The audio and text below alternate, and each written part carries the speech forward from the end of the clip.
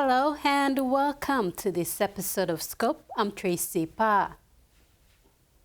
TVWAN village located on Massahet Island in New Ireland province recently celebrated the seawall project that it commenced work on last year.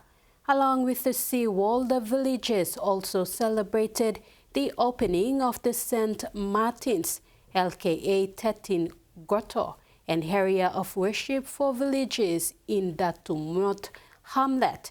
This was also fully funded by Mineral Resource Lihir Capital Limited through the Mark Soipang Foundation.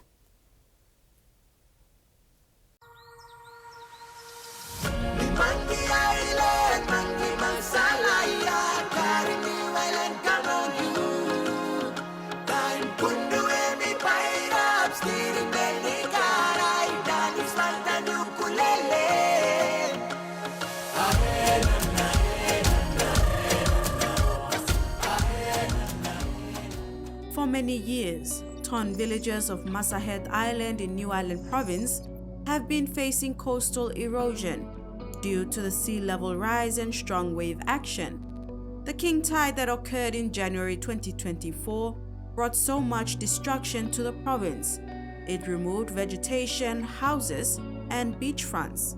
The 150-meter seawall worth more than 400,000 kina was completed in June 2024. A project that started in 2023. The project was fully funded through Chairman for Mineral Resources Lihir Capital Limited, Mark Soipang, through the Mark Soipang Foundation. Soipang saw the destruction and made a move to protect his people and their land and livelihoods.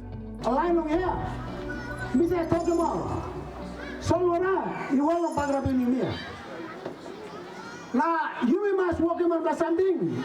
Blong, protected. That's la place below you. So plenty thing me blogging come up long and pass them.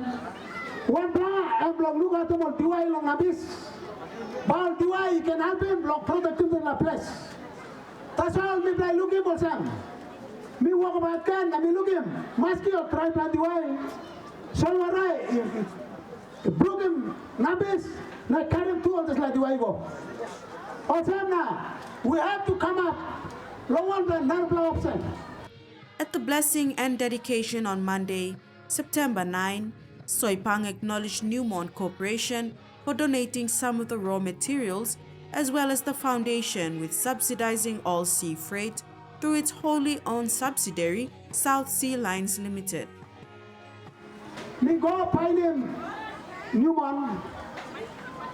Now I told them about this project. All right, only talk to me and say, man, good blood project. Now, buy me blood helping you. Suppose me blood not starting work yet, I'm buying a lot helping you. And because we have already started, one of them thinking me blood like working. Only helping me blood along this 80 cubic meter long quarry. Now this wall, you need him 228 cubic meter long quarry. You know the Greek. Now liasis long this 80. So we attracted them. Now me like talk to you. Long this IP, long human, long look silent in the project, now we help him long this life. Local parish priest Father Matthias Wall blessed the seawall as MRL Capital Limited Chairman Mark Soipang, CEO and Managing Director Lawrence Rausim, and Chairman of Anitua Limited Ben Wisren looked on.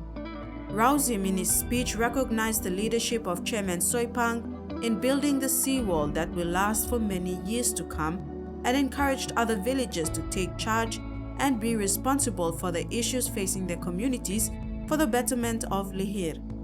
Long all walk now, Chairman walk long, walk him long yalong, island long, you mean long yalong Masai, na plenty long all walk to where. Mi bla long side long company where go pass long mi bla long and mi bla walk him. He saw him this la. But you me talk. And mi sa talk long you me la come up self-reliant. Now you me come up financially independent. Na self-reliant he must come up fast. You me must start lo walk him on something long show him. all narbla online all sem mi play can look out in me play it. Time you me look out in you me. By isoy mall or by making money la kam walk one time you me. Na des la si wall all same time Germany start to walking me to you walking na mi play can support him you na bian you me go na share him des la story one time all narbla all online all narbla hap you me talk long issue now we walk come up long ya long island long all solwaray walk lo kam na bakarapim all na misplo you me ino isolated long you me long Oliglig Island.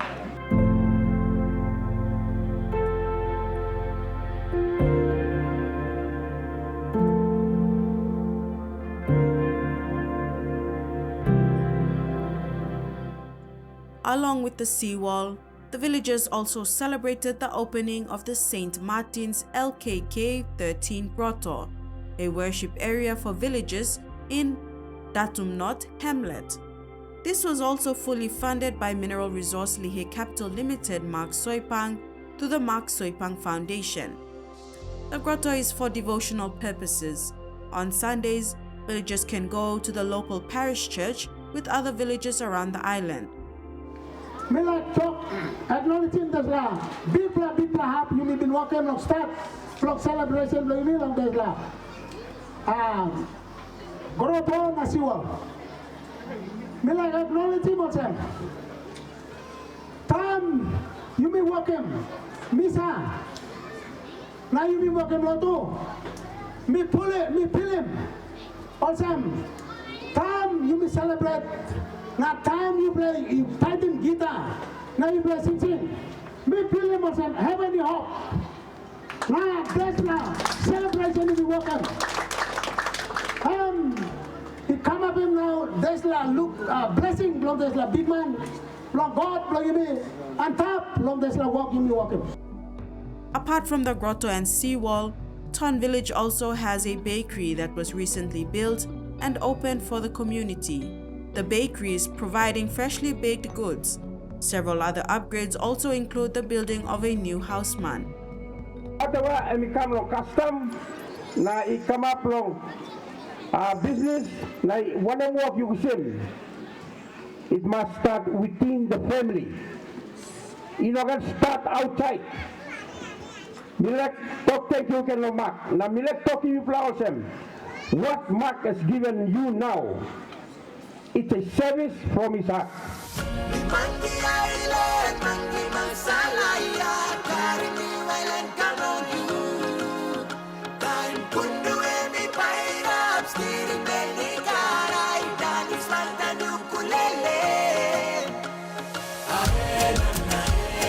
The celebration included the distribution of traditional food and traditional performances from various clans and neighboring villages.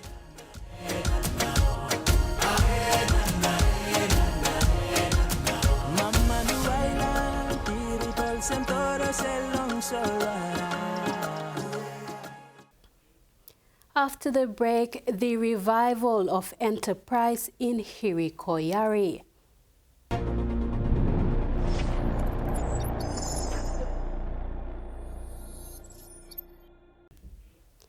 The Hirikoyari Trade and Cultural Festival, held from the 14th to the 16th of September 2024, was a milestone event. It was not merely a celebration of culture, but an effort to revive the spirit of enterprise, particularly for women and youth. The festival served as a platform to unite the district's communities under the common goal of fostering economic growth while preserving heritage. It was a place where past met future, a chance to honor the ancestors while empowering the next generation.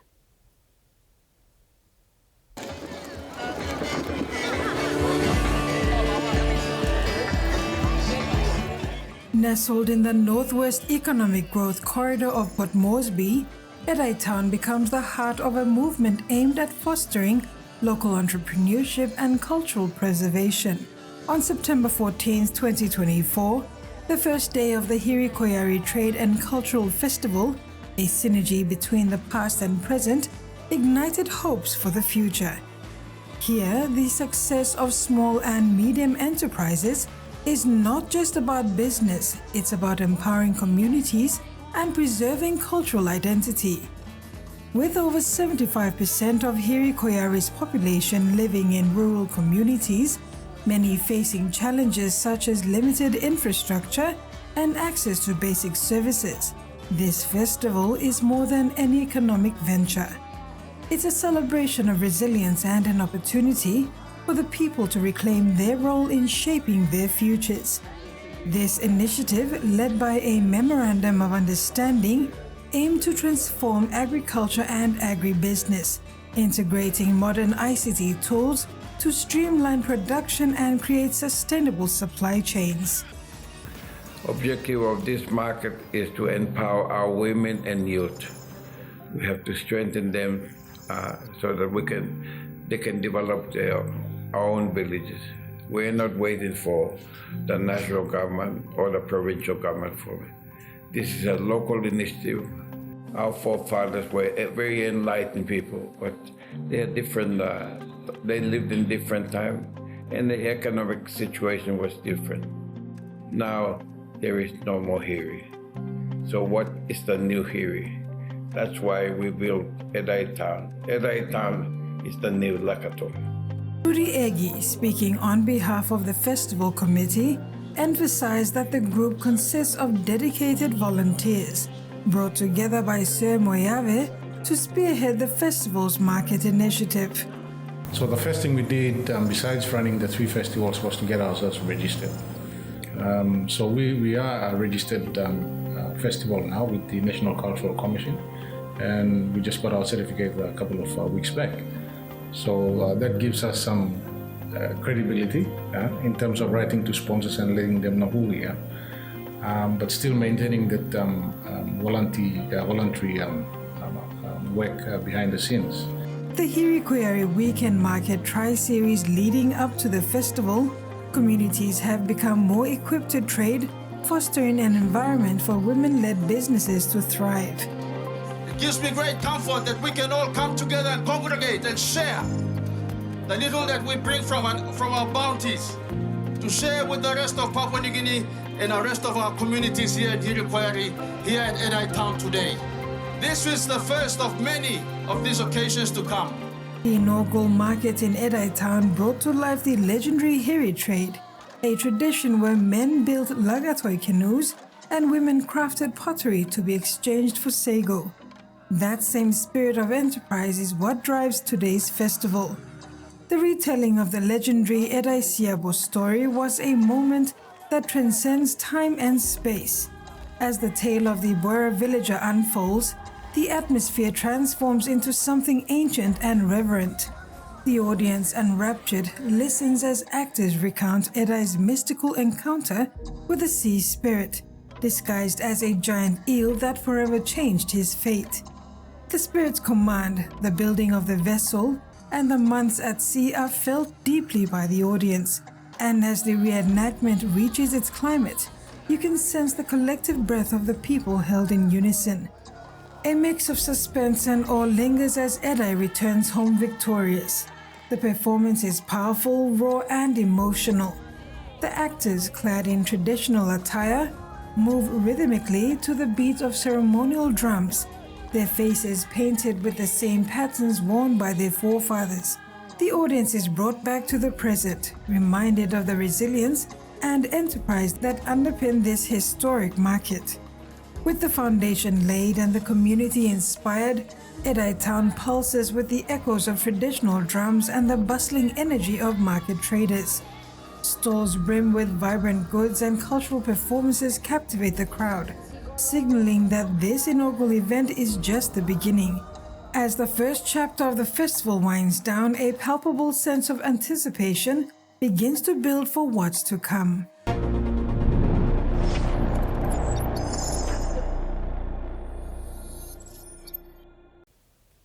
As Papua New Guinea celebrated its 49th independence anniversary, the final day of the Hiri Koyari Trade and Cultural Festival shift focus, honoring both the nation's history and the vibrant culture of the Central Province.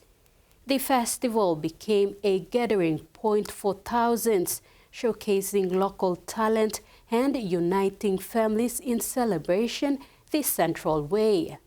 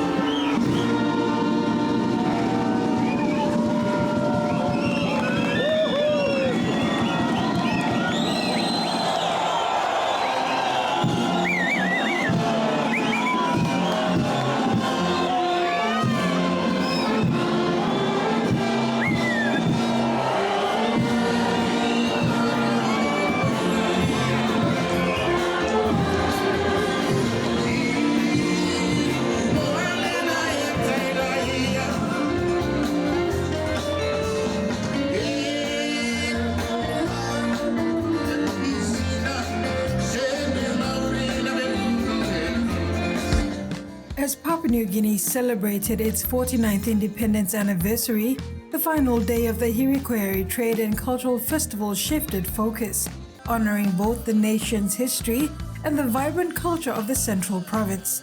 The Market Festival became a gathering point for thousands, showcasing local talent and uniting families in celebration. This was a day about envisioning the future, one where local communities play a central role in economic growth. The program shifted from trade to music with performances from prominent Central Province artists like Noel Asi and Viggy Nuts. The event also emphasized tourism, cultural preservation, and the empowerment of women and youth. Next year being the 50th anniversary, it marks a very significant development of our country's history in our political development. But the emphasis, of course, is economic independence, how we can contribute to each of our respective families and graduate that into the district and the nation as a whole. But underpinning that with through the national goals and directive principles of inherent human development and wealth creation and basically a citizenry and participation of our peoples in the economy and the development of our country. Yes, this is an inaugural event. We will continue. We will do this into the future as well. I'm hopeful that the Hiri Koyari district will continue this even beyond my time. The final day of the festival was laid back, filled with family-friendly activities, food stalls, and wonderfully talented performances. The Central Music Association, led by President Alan Kidder, organized a musical tribute to the nation, with local artists singing songs celebrating PNG's diversity and independence. Well, we're celebrating the 49th independence for PNG, but we're doing it the Central way. And I'd like to thank our member for Hiri Koyari, Keith Iduhu, for organizing this event. So Saturday and Sunday were mainly the trade and cultural component. Monday, as the president of the Central Music Association, we've organized all of our artists to come and perform here on the Monday. And this is the day where everyone can come and enjoy themselves in a safe way. It's a family-friendly event with women and children. No problem. We have our challenges in the city, but these sort of events bring people out of Mosby and allow them to celebrate in a way that we do all the time in Central Province. So, so far so good. It's the inaugural. We've had a couple of inaugurals this year.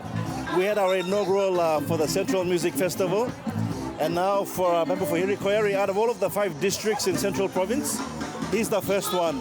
So this is really for our women, for them to make money for themselves and build up the economy of Hiri Koyari.